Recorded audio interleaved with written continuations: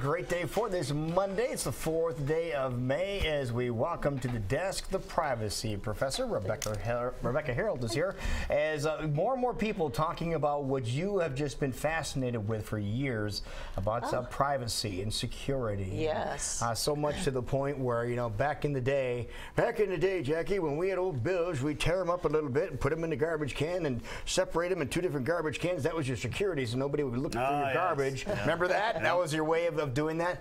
Not anymore. Yeah, because not much is done on paper anymore. It's done on devices, and things are always happening. They are, and there's a lot of people out there looking to take advantage. Of course, criminals, I mean, what are you going to do? You're going to do things that it's going to be easy money, right? And so right now, ransomware is really concerning me because it's spreading so quickly.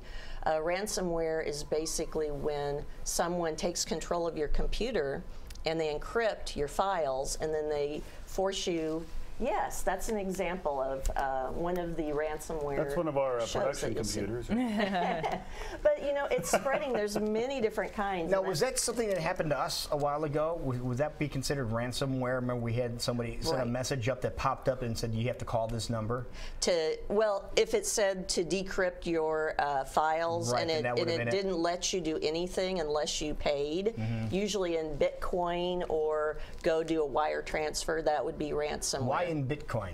Bitcoin is a way to have online digital money that is anonymous. So basically you can't track back to who actually received payment in Bitcoin or who is actually doing transactions in Bitcoin. So the criminals that are doing this are wanting Bitcoin, or they will ask you to actually go and do a wire transfer. And in fact, there was a friend of mine here in the Des Moines area who just last month, he got a call from his wife at work, and she was very panicked, and she was like, oh my gosh, the FBI just said that we have done something wrong and that we're going to get put into jail if we don't pay this fine for copyright infringement is usually the big thing. And it scared her, so she was actually at the bank getting ready to do a wire transfer. She'd already talked to who she thought was from the FBI on the phone, who was saying she had to make this payment, but it was actually the crook. And of course my friend, all of a sudden, he's like, don't stop, don't do anything here. That's what it looks like a lot of times, or something similar. But it's very scary. So people see this, and it looks official, but it's not. It looks official, and if you start looking at this, you'll see there's some misspelled words in there, and you'll see. Now, is that purposeful when they have misspelled words? Oh no, no, it's just somebody overlooking it. Yeah, just being sloppy. The good thing about criminals is a lot of times they don't spell very well, so you could actually go out, and if you see a lot of misspellings and punctuation, you know, problems, you'll know it's not them. But it's a very lucrative business right now. There's estimates that about 1 million victims a month are getting ransomware, and they're charging anywhere from $300 to $1,000, and 30% of the people who get hit with this actually pay. So just pretty think good about, odds. Yes, so they're getting anywhere from the crooks 90 million to 300 million, if you do the math, a month off of this, and it's just crazy. And another thing that's very interesting is the fact that they're targeting police stations too, police offices, especially the small ones. There have been a lot of small police stations that have gotten hit, and because they didn't have backups and they didn't have up-to-date anti-malware, they actually ended up paying anywhere from $300 to $800. Now, the largest payment that people have actually made is $255,000. That was to a business that didn't have backups. But now, is your data ruined when they get in and mess with it like this? They're encrypting it. So they're not actually damaging it, but they're making it unavailable to you unless they decrypt it. Then they're the only ones who have the decryption key. So that's why it's so important for everyone to make frequent backups, because if you have backups of the data that they have taken hostage, then you just say forget it, you know, go away. Are you talking hard backups or cloud backups?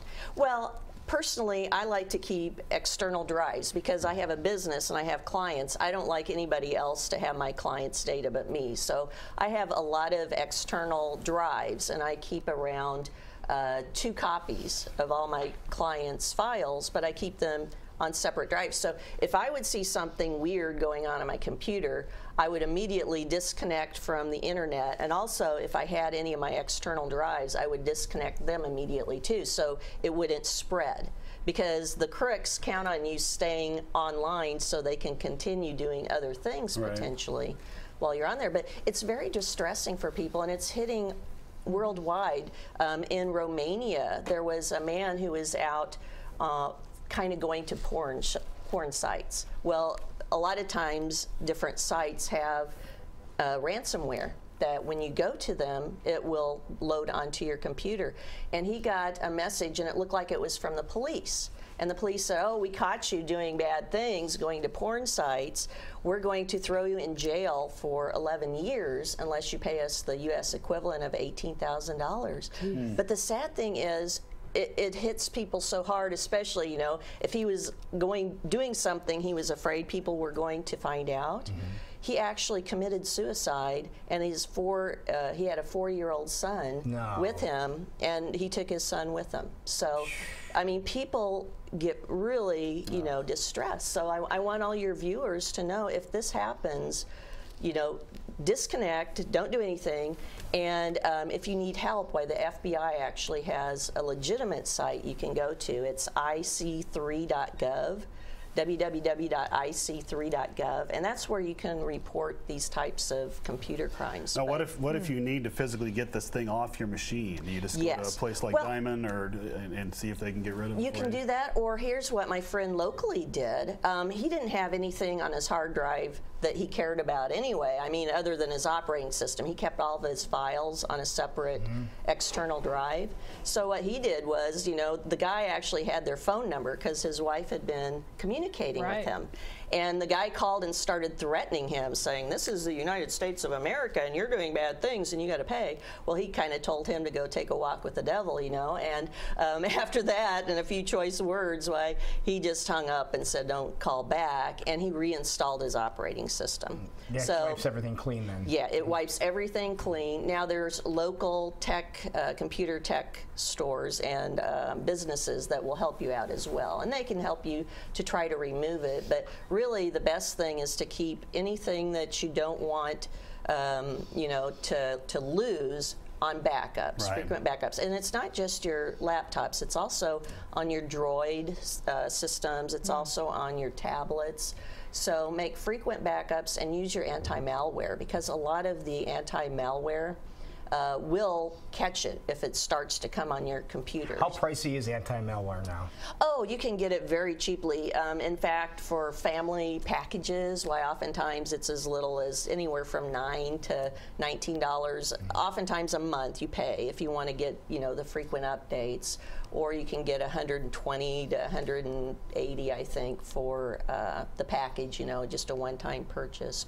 But I encourage people to get the kind where you get it updated all the time. That way, when new threats come out like this, well, your computer gets updated and you don't have to face getting hit. But definitely make sure your family members know, too. I've noticed a lot of the senior citizens who are just getting into, you know, their tablets, they got a new tablet, and they're going out and checking different websites. That's when they'll get hit, because they like to go, besides the porn sites, they like to go to video sites, or you know, those get corrupted.